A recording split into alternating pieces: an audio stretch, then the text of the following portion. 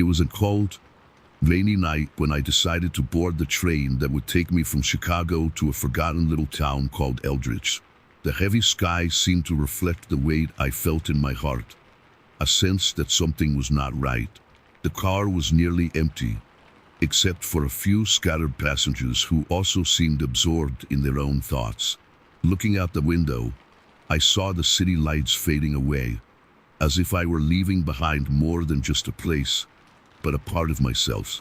The train followed its course, rocking gently, and I allowed myself to relax a bit. But as the journey progressed, an unease began to settle in. The rhythmic noise of the tracks seemed to blend with distant whispers, as if the shadows of the people who had been there before me still wandered among the seats. My gaze fixed on a corner of the car, where the light flickered slightly, creating shadows that seemed to dance strangely. A chill ran down my spine, and on an impulse, I decided to get up to investigate. As I walked down the aisle, I noticed a fogged window, and as I approached, I saw what appeared to be a figure in the darkness outside. My heart raced. It was no ordinary traveler, but a woman dressed in white, with long, loose hair that danced in the wind. She stood at the edge of the tracks, looking directly at me. Hearing the train's whistle, the figure vanished in an instant, as if she had never been there. I wondered if my eyes were playing tricks on me, or if there was something more, something I couldn't comprehend. The train moved on, but the image of the woman haunted me. What did she want? There was something in her expression that conveyed urgency, an unspoken message. Returning to my seat, the atmosphere felt heavier, and a deathly silence enveloped the car. The few passengers who were there now seemed as absorbed as I was, but there was something different about them, as if everyone was trapped in a moment we could not escape. I couldn't resist and got up again, this time deciding to look for the conductor's cabin. The corridor stretched before me, and each step seemed to echo in an unsettling void. As I passed through the doors of the cars, I realized that time seemed to warp, as if the train were not just moving through space, but also through memories and shadows. The smell of mold and aged wood enveloped me, and a sense of despair began to take hold. Finally, I found the door to the conductor's cabin. I knocked hard, but received no response. The train continued to glide through the darkness, and a growing sense that something was about to happen began to consume me. Looking out the window, I saw that the landscape had changed. What once were open fields was now transforming into a dense forest, whose trees seemed to bend toward the train, as if trying to stop me. In the back of my mind, a voice whispered that I needed to turn back, that curiosity could lead me to a terrifying fate, but the need to understand what was happening outweighed my instinct to preserve my safety. I decided to explore further, moving towards the rear of the train, where the darkness seemed deeper and more oppressive. The corridor was now covered in a thick fog that obscured my vision. Upon reaching the last car, I saw a half-open door. With a surge of impulse, I pushed it open and entered. What I found inside left me paralyzed. The car was empty, except for an old trunk in the corner. The wood was worn and covered in dust, but something about its presence drew me in. Hesitantly, I approached and opened the lid. Inside, I found old objects, yellowed letters, photographs, and a broken porcelain doll. As I touched the doll, a wave of cold washed over me, and a feminine voice echoed in my mind, whispering words I could not understand. The train began to slow down, and the sense of urgency intensified. In the distance, what appeared to be an abandoned station was approaching. Fear and curiosity battled within me, but before I could decide what to do, the door of the car slammed shut, and the lights began to flicker. A distant laugh echoed, and I knew that the train was not just taking me to Eldridge. It was taking me to a much deeper place, where shadows have a life of their own and the echoes of the past never quiet. The station finally revealed itself, but it was nothing I had expected. What should have been a resting point turned out to be a portal to the unknown. and the woman I had seen before was there, waiting for me. Her eyes seemed to penetrate the depths of my soul, and the moment our gazes met, I realized she was not just a passenger. She was part of the train's story, a legend intertwined with my destiny. I was about to discover that the line between life and death is thinner than one might think, and that the train tracks lead not only to physical places, but to experiences that can challenge the very essence of who we are. The true terror does not lie in the shadows surrounding us, but in the truth that hides behind them. And as I stepped off the train, I realized that the true journey was just beginning. The abandoned station was shrouded in thick fog, and the moonlight barely managed to penetrate the heavy clouds above me. The woman in white, who had previously been just a fleeting vision, was now there, solid and real. Her deep blue eyes seemed to hypnotize me, and a part of me wanted to back away, but another part was drawn to her, as if being pulled by an invisible force. "You come," she said, her soft voice cutting through the silence like a whisper in the leaves. "Finally, you came. Who are you?" I managed to ask, my voice coming out weaker than I intended. "What do you want from me?" She smiled sadly, and the sorrowful look she gave me made me feel an inexplicable pain. "I am what remains of Eldridge. A part of me is trapped here, and you are the key to freeing it." Those words resonated within me, and a wave of panic surged to the surface. What she was saying was confusing and frightening. I hadn't come here to get involved in mysteries or hauntings. I had simply fled from a life that felt like it was crumbling. But now, I was about to discover that there was no escaping what was to come. As I tried to process her words, a loud noise interrupted our moment. The train, now stopped at the station, began to emit a sharp hissing sound, and the lights flickered erratically. The woman looked over my shoulder, and a chill ran down my spine. Something was wrong, very wrong. "You need to go before it's too late," she said, her voice laden with urgency. "The train is not just a means of transportation. It is a portal, and it is about to close." Without thinking twice, I turned and ran toward the train. The carriage was now engulfed in a darkness thicker than before, and the air felt heavy, as if it were trying to pull me back. As I entered, I found the passengers now standing still, with expressions of terror frozen on their faces. They were no longer just absorbed. They seemed to be in a trance, as if something was holding them captive. "Hey, what happened to you all?" I shouted, but my words echoed unanswered. They did not move, just stared into nothingness. I headed toward the driver's cabin again, determined to understand what was happening.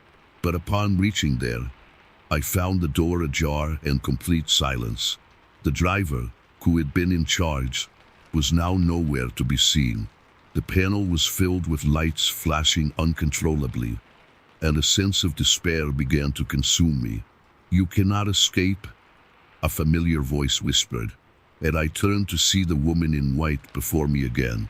"They are already bound to this place. You can join them too." "No," I shouted. "I don't want that." But as I spoke, I felt something inside me twist. It was as if the station, the train, and all the passengers were connected to the same dark fate. The letters and photographs I had seen in the trunk began to surface in my mind, fragments of stories of lost lives, of people who, like me, had sought answers and found only shadows. "You have to make a choice," the woman said, her voice now echoing like a distant roar. "Go back and face what brought you here, or stay and become part of the legend." The train started to tremble, and the lights flickered even more intensely. A cutting wind swept through the carriage, making the shadows dance frantically around me. Reality began to distort, and a wave of despair engulfed me. I didn't know what was real and what wasn't. The woman in white became a nebulous figure, as if she were dissolving into mist. "Choose!" she screamed, and the intensity of her voice made the entire train vibrate. You cannot remain between worlds forever. With my heart racing, I looked at the passengers, their expressions twisting in pain and sadness. It was as if I were seeing their souls crying out for freedom. And suddenly, I realized that it wasn't just my life at stake. I had the power to change their fate as well. The decision formed in my mind. With a cry of determination, I turned back to the corridor, and as the train began to dematerialize around me, I ran for the door.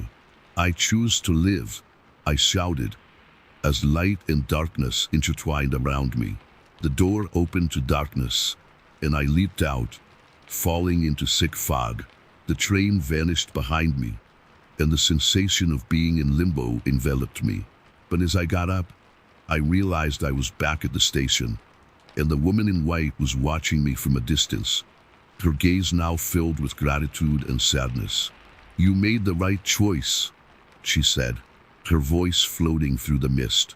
"But know that the past never completely disappears. It will always find a way to return." As the fog dissipated, I realized I was in Eldridge, and the station, now partially illuminated, seemed more alive. But something inside me knew that the real struggle was just beginning. The mystery had not ended.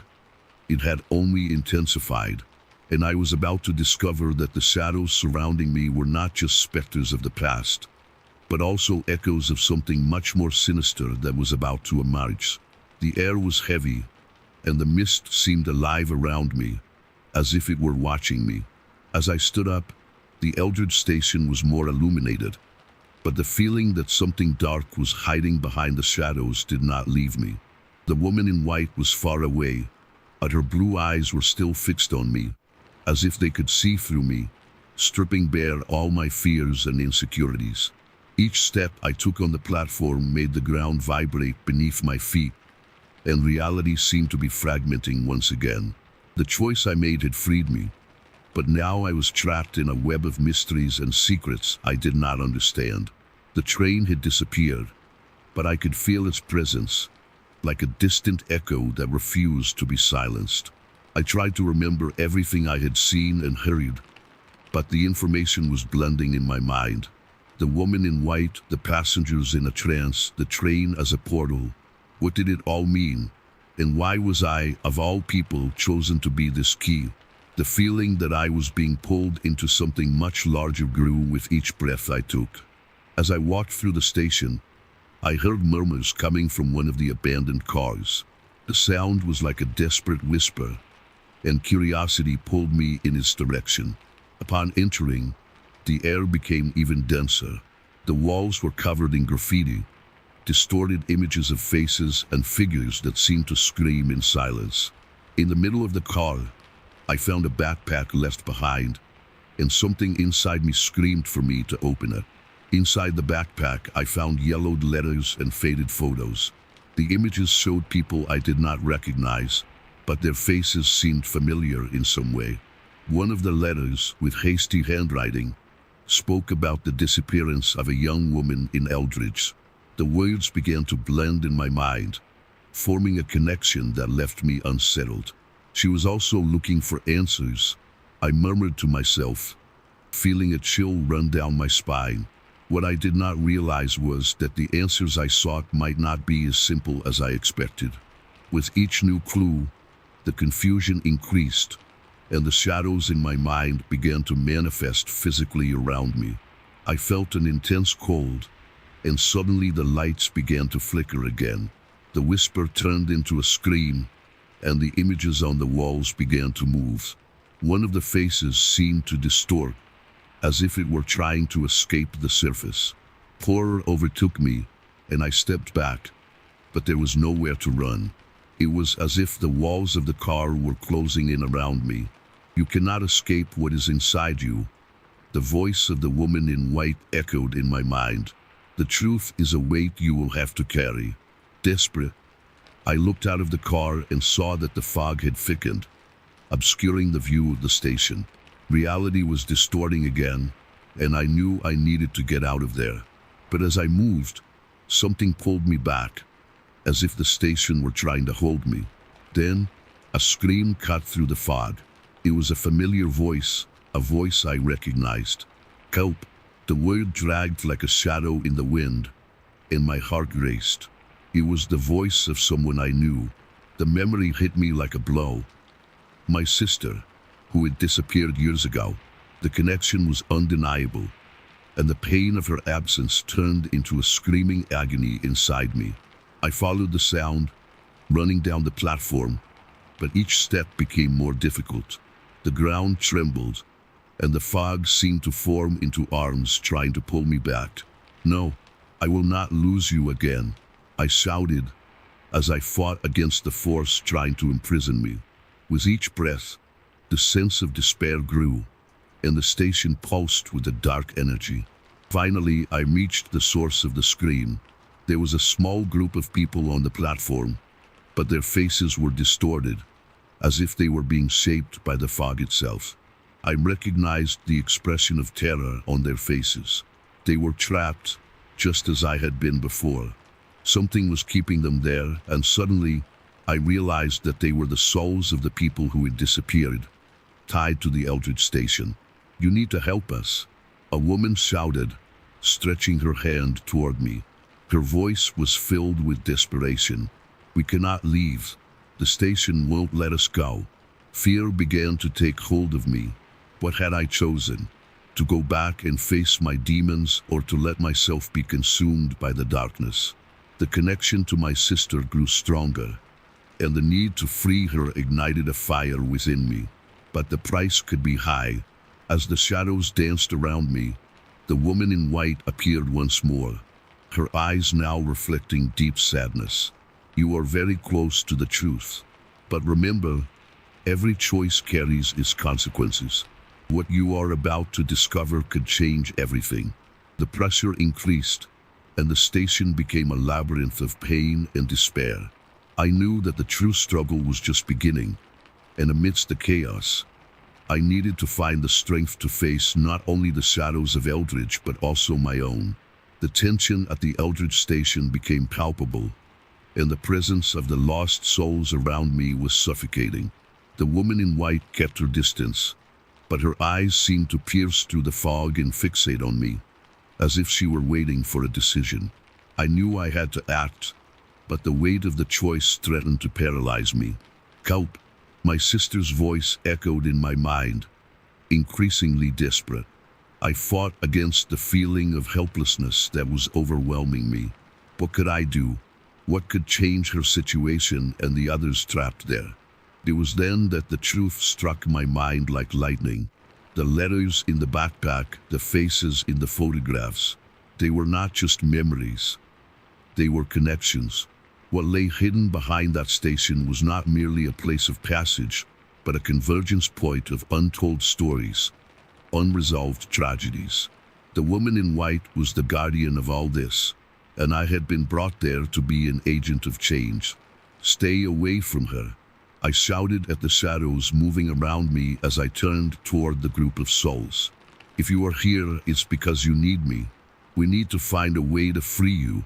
The distorted figures shook their heads in despair, but there was a spark of hope in their eyes. The portal needs to be reopened, a man murmured, his voice trembling. But it's dangerous. The station won't let you leave without facing the truth. The truth. What was this truth? What did I really need to confront? The woman in white walked closer, and I could feel her energy like a biting cold. The truth you seek is darker than you imagine. You cannot save everyone, and what you find may change everything. I cannot let them stay here. Anger and frustration mixed in my chest. If I can find the portal, maybe I can bring them back. She smiled, but it was not a smile of encouragement. Then prepare yourself. What is to come is not just a test for you, but for all of us. With a gesture, the woman in white made the shadows come together, forming an image. It was a scene I vaguely recognized. The last time I had seen my sister before her disappearance. She was on a train, looking out the window, and the expression on her face was one of pure sadness. The image began to distort, and the station transformed into a nightmare, each shadow twisting as if it were alive. "She was here," I shouted. "She never left the station." The woman in white nodded. "The portal feeds on pain and loss. For you to free her, you must confront what keeps her here. You are the key, but also the prisoner." The vision intensified, and I felt an immense pressure in my chest. The walls of the station began to pulse, and I realized it wasn't just my sister who was trapped there. Each of the souls I saw had their own stories, their own pains. The train that had disappeared was a symbol of hope that had turned into a nightmare. "No, I can't lose anyone else," I shouted. The station seemed to laugh at me, a cruel laugh echoing in the shadows. The souls around me began to blend together, forming a crowd of familiar and unfamiliar faces. Each of them looked at me, their expressions of despair reflecting my own pain. They were part of me and I of them. It was as if the station was sucking my energy, feeding off my fear and guilt. "You need to accept the truth," the woman in white screamed, and her voice became a deafening echo. "You can choose to lose yourself or to find yourself." And in that moment, the revelation struck my heart like a blow. The truth was within me in each of the choices I had made. What had brought me to Eldridge was not just the desire to find my sister, but a quest for answers about my own past.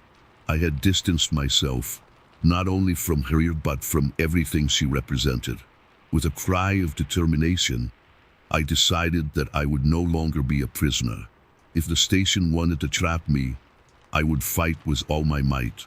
"I will not let you consume me," I shouted at the station, at the shadows, at everything that tried to bring me down.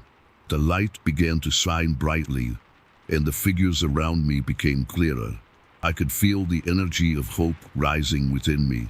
The portal was forming, and the woman in white watched, her eyes reflecting a mix of sadness and hope. "Be strong.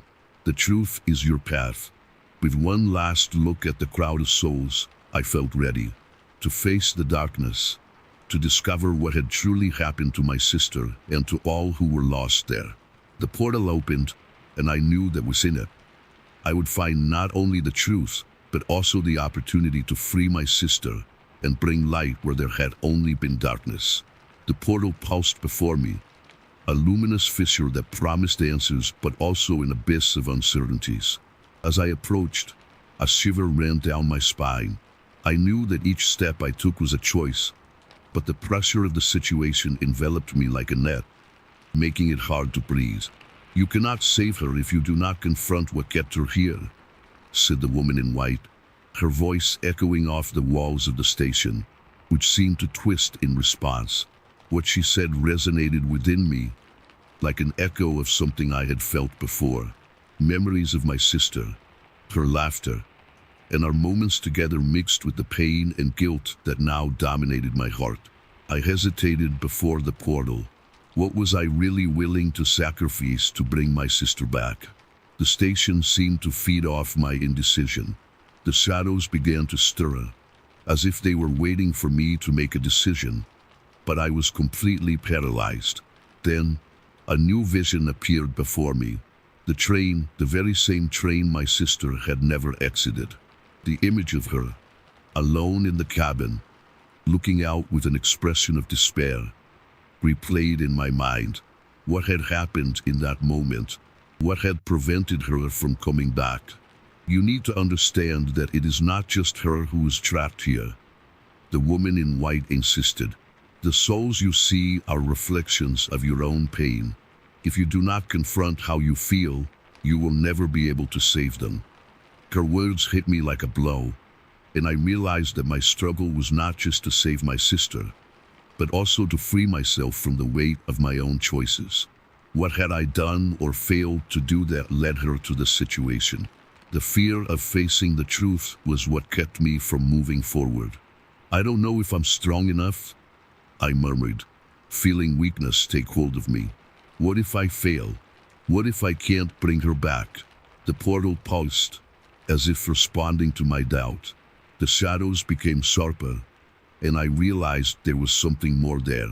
A pattern, a connection between all those souls. They had lost something they could never regain, and I was about to do the same if I didn't act. "You must face your memories," the woman in white said, and her words became in order. "The truth you fear is the key." With a sigh, I took a step toward the portal. The energy around me began to vibrate, and the light intensified, almost engulfing me. I closed my eyes, allowing the memories to flood my mind. The day my sister disappeared, the arguments we had, the moment I let her go, thinking she would always come back. And then, everything transformed. I was no longer just observing. I was inside the memory. The train rocked, and I saw my sister sitting there, the sad expression on her face. But something was wrong. There was a shadow over her, a presence that kept her from moving, from acting. My heart raced as I realized that shadow was my own guilt, my own pain. "I can't stay here," I said to myself. But the station seemed to turn into a labyrinth, the walls closing in as I tried to escape the truth. The truth was that I hadn't been there for her when she needed me most. I had left her alone at a crucial moment, and now she was trapped between this world and the next. The souls around me began to stir, and I realized they too were prisoners of their own memories. "Free yourself," I shouted. "We need to face what binds us." The woman in white appeared before me, her expression one of deep sadness. "You are beginning to understand, but the path ahead is dangerous. To free your sister, you must confront the presence that keeps her captive." I felt a chill run down my spine. The presence that had taken hold of my sister was a manifestation of everything I had not dealt with. The fear, the guilt, the pain. I needed to confront it, but the thought of diving into something so dark terrified me.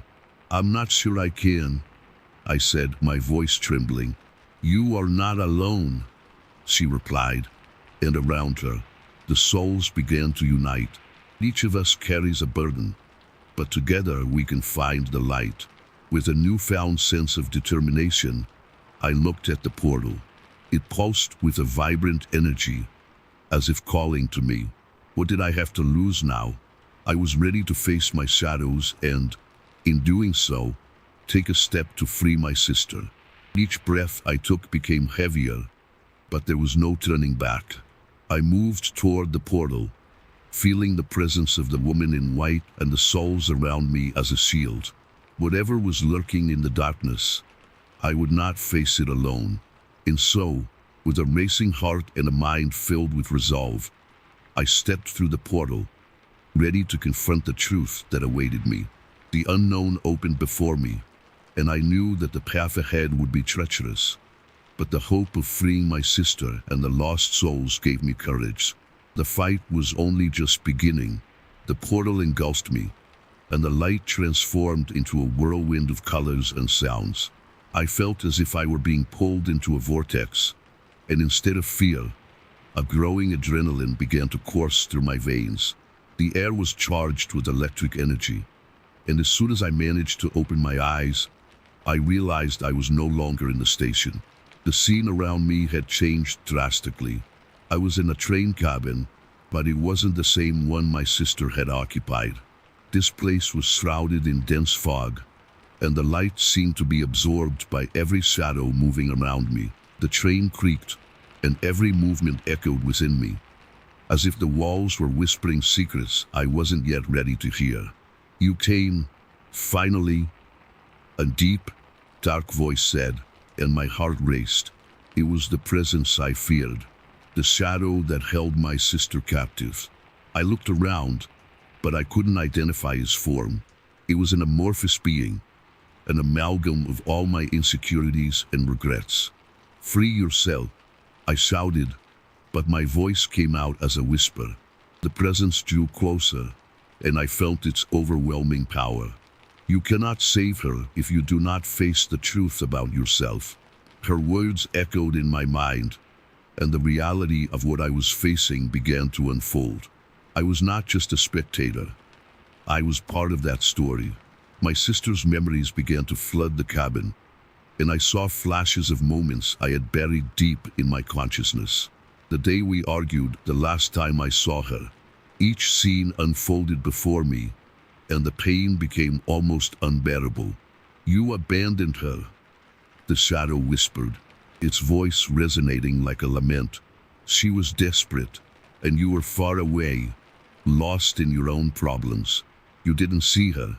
You didn't hear her. Now she pays the price." The memories became a whirlwind, and I realized that the guilt was not just mine. There was a web of choices, decisions we made, paths we followed. The souls around me began to writhe, as if feeling my pain. Each of them carried their own weight, but I needed to face mine. That was the only way. "I can't leave her here," I shouted, feeling determination grow inside me. "I can't let this shadow consume her."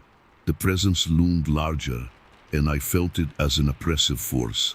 The train began to speed up, and the cabin turned into a moving nightmare. The walls seemed to close in, and the darkness grew thicker. I was in a time loop, trapped in a labyrinth of my own memories, and the only way out was to confront what I feared. "You are not strong enough," the shadow laughed, its voice reverberating in every corner of the cabin. "You will never be." But something inside me ignited. The image of my sister, lost and alone, gave me courage. I could not allow this evil force to dominate her. I remembered the words of the woman in white. "The truth you fear is the key." And the truth was that I needed to forgive myself. "I failed, but that does not define me," I shouted, my voice echoing with an intensity that surprised even me. "I let her go, but I can't let her stay here forever." The cabin began to tremble, and the presence hesitated. It was as if I had reached a turning point. I was not just fighting against the shadow. I was fighting against myself, against all my fears and insecurities. "I am stronger than you think," I said, and the determination grew in me like a renewed fire. With an abrupt movement, I reached out, feeling the energy around me intensify. The train began to slow down, and the darkness around me started to dissipate. "I won't let you take my sister," I shouted, and the light inside me exploded, pushing the shadow back. The presence screamed, a cry that reverberated throughout the cabin. The train stopped abruptly, and the darkness began to split. I saw my sister, her figure materializing before me, enveloped in a soft light.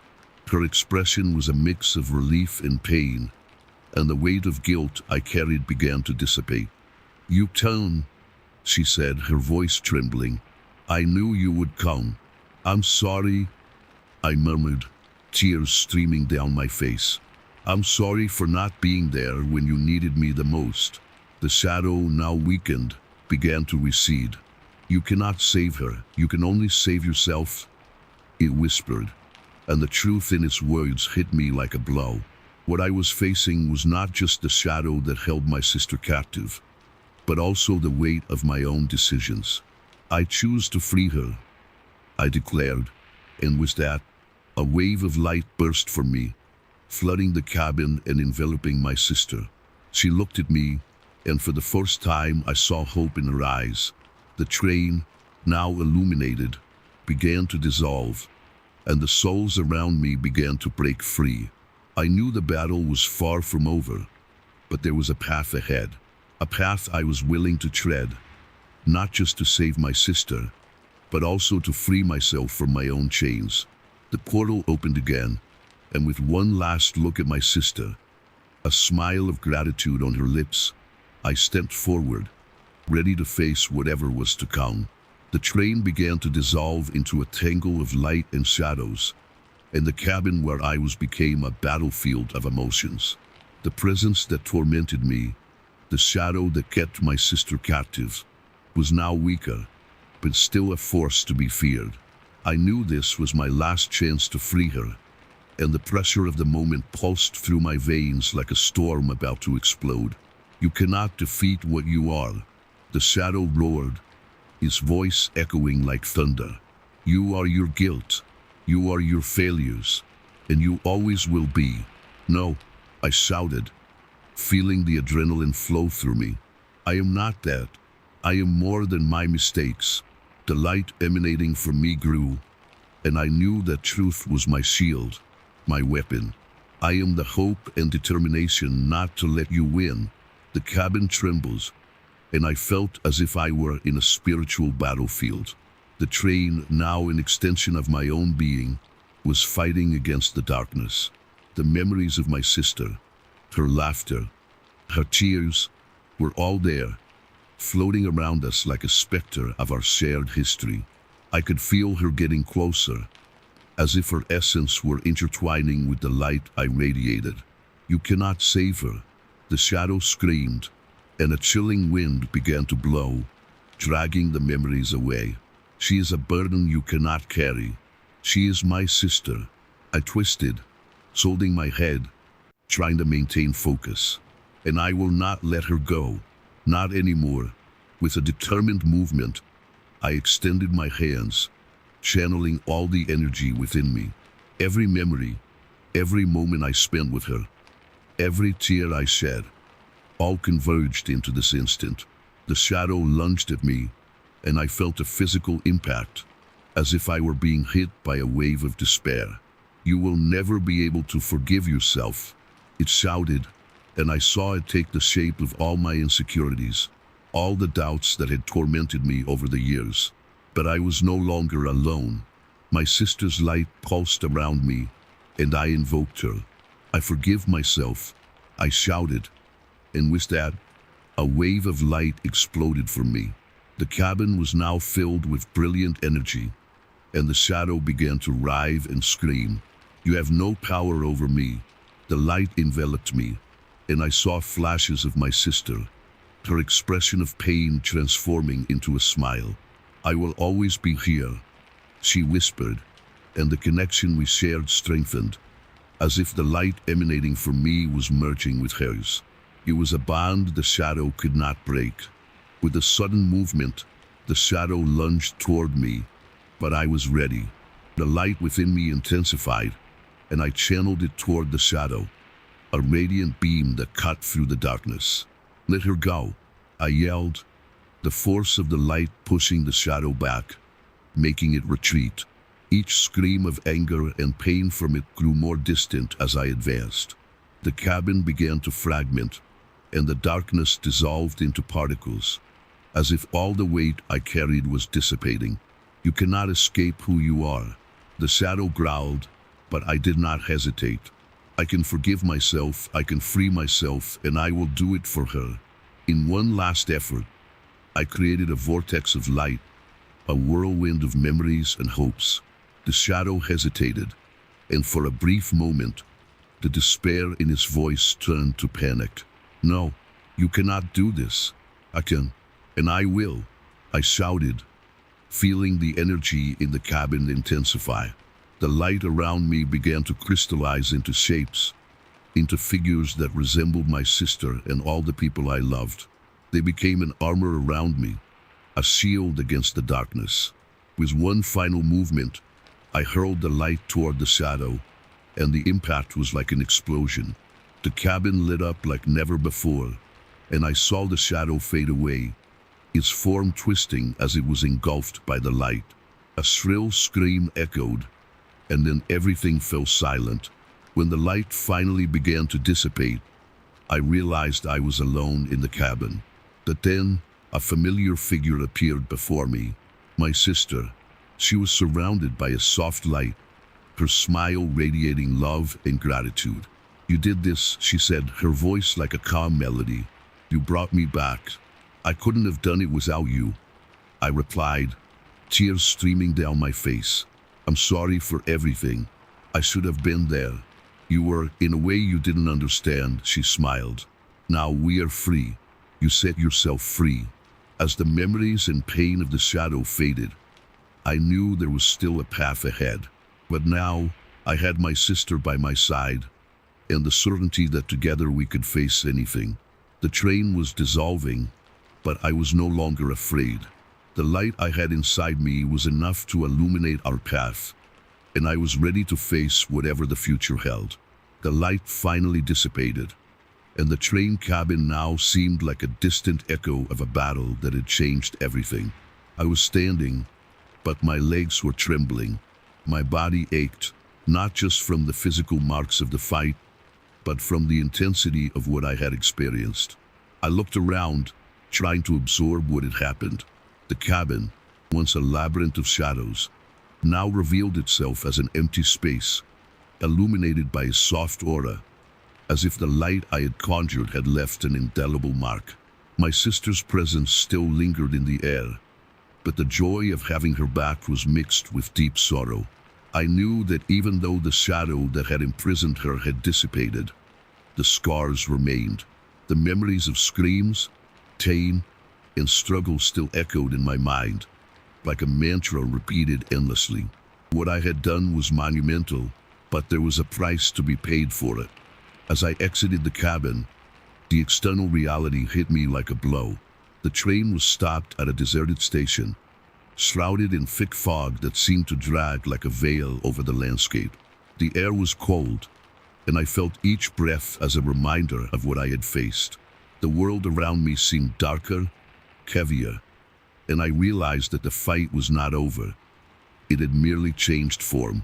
I walked through the cars, each step taking me to a past I thought I had left behind. The memories of my sister and the shadow intertwined in my mind, forming a tangled web that I struggled to unravel. I had freed my sister, but what did that mean for me? How could I move forward when the darkness still whispered in my ears? The physical scars were visible. A deep cut on my hand, the result of the fight, and darkened fingerprints on my arms, as if the shadow had left its imprint on me. But the emotional scars were the ones that tormented me the most. Each memory of the battle became a burden, a weight I didn't know how to carry.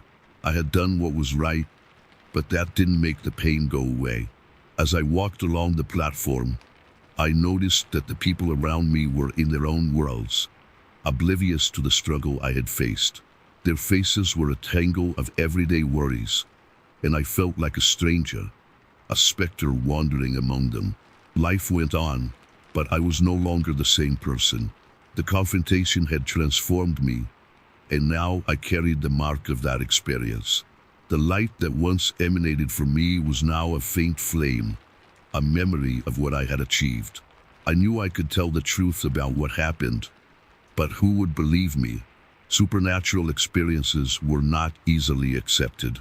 The mystery that had been resolved left a trail of unanswered questions. What was the shadow really?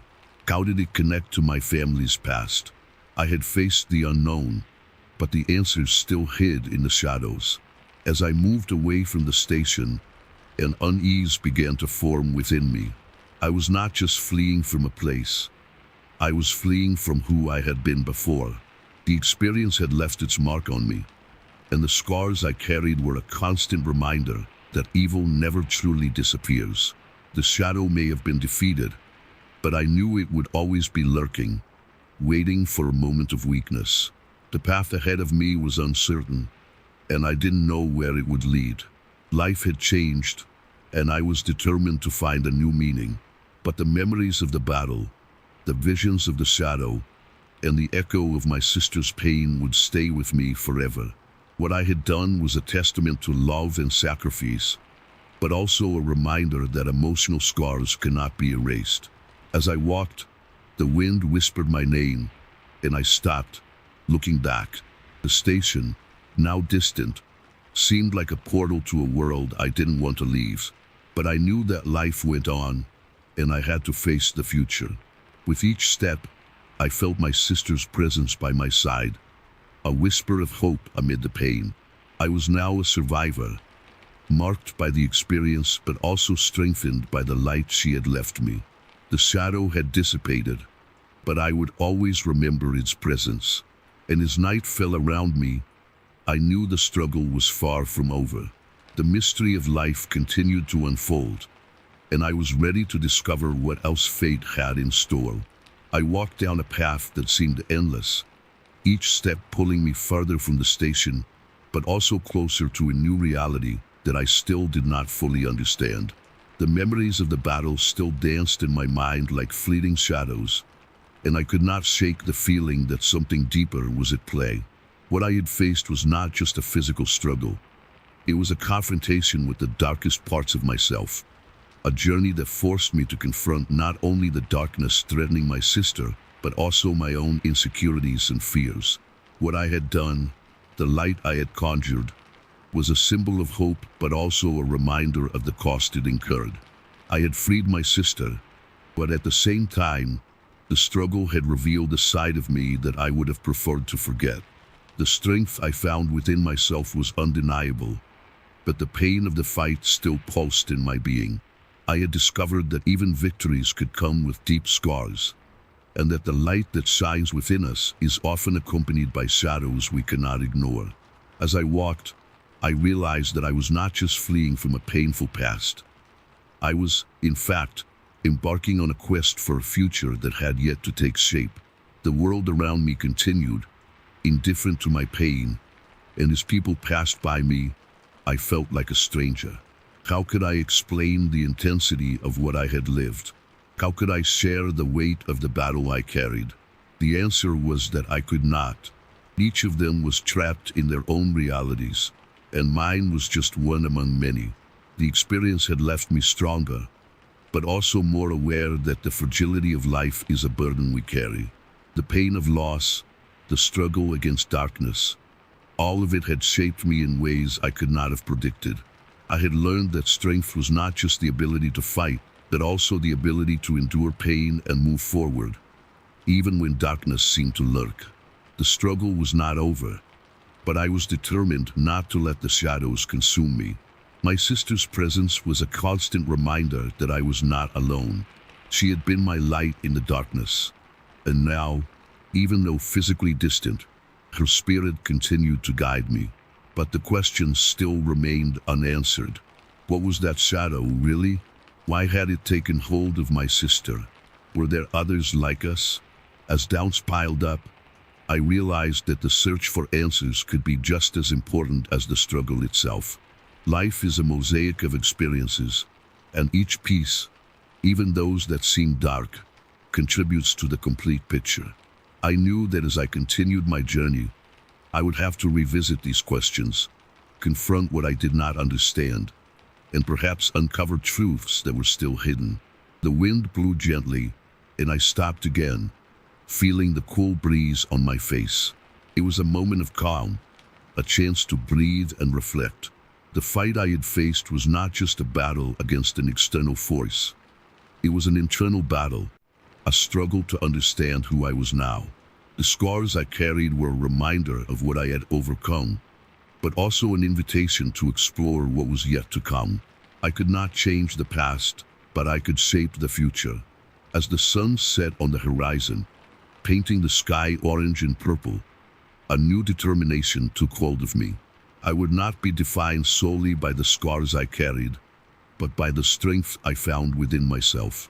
The light I had conjured in the train car was not an isolated moment. It was a flame that could continue to shine, even amidst the darkness. I was ready to face the unknown, to seek answers, and, more importantly, to live. The journey was far from over, but now I carried a new hope. I looked ahead to the path that stretched out before me, and a sense of peace began to settle in my heart. The struggle may have changed me, but it had also transformed me into someone stronger. And with that, I moved forward, determined not just to survive but to thrive. The shadow might never completely disappear, but I was prepared to face it. Life continued, and I was ready to discover what else fate had in store for me. As I walked under the sky tinged with orange and purple, the feeling of peace began to be invaded by a growing restlessness. The path stretching out before me seemed to promise answers, but as I moved away from the station and the memories of the battle, a strange sensation that something was watching me began to envelop me. The wind was now colder, and a shadow seemed to dance at the edge of my vision, as if waiting for the right moment to reveal itself. I remembered the words that had echoed in my mind during the fight. The darkness never disappears, it only hides. It was a truth that now seemed more real than ever. With each step, the presence of that shadow seemed to intensify, like a distant echo in a tunnel. It was as if I had awakened something that had been dormant, something that was now feeding on my vulnerability. Stopping in a secluded part of the path, I looked around, searching for some explanation for the sense of dread that had settled in my heart. The silence was deafening. The sounds of the city seemed to have vanished, and the only thing I could hear was my own heart, beating frantically. What was this presence? Was it an extension of myself or something more malevolent? The fear began to morph into panic, and I realized that even after the battle, the fight was still not over. Then the shadows began to move, twisting as if they had a life of their own. I remembered my sister, her light, and how I had fought to protect her. But what if the fight hadn't ended? What if the shadow that had threatened our lives was now following me, waiting to capture my essence? The thought was terrifying. I couldn't let that happen. With a desperate scream, I invoked the light I had conjured before, but the darkness intensified, as if it were laughing at my attempt to resist. The scenery around me began to distort. The trees seemed to lean toward me, their shapes twisting into grotesque faces, whispering secrets I could not understand. The feeling of being watched intensified, and I realized that the memories of the battle were not just echoes of a past I wanted to forget. They were remnants of something that was still very much present and did not intend to leave me in peace. With my heart racing, I started to run again, but each step seemed to take me deeper into a labyrinth of darkness. The fear morphed into despair. I looked back and saw figures forming in the shadows, familiar faces, but distorted, manifesting from the darkness. They were my insecurities, my fears, representations of everything I had faced and that, in some way, I still had not overcome. "You can't run away from us," whispered a voice that was familiar yet strange. It was as if my own subconscious was manifesting, a terrifying revelation that the true shadow was not something external, but a part of me I could not confront. I had freed my sister, but the truth was that I had never completely freed myself from my own darkness. With one last effort, I sought the light within me, the same light that had guided me in battle. But now, instead of shining brightly, it flickered, threatening to extinguish.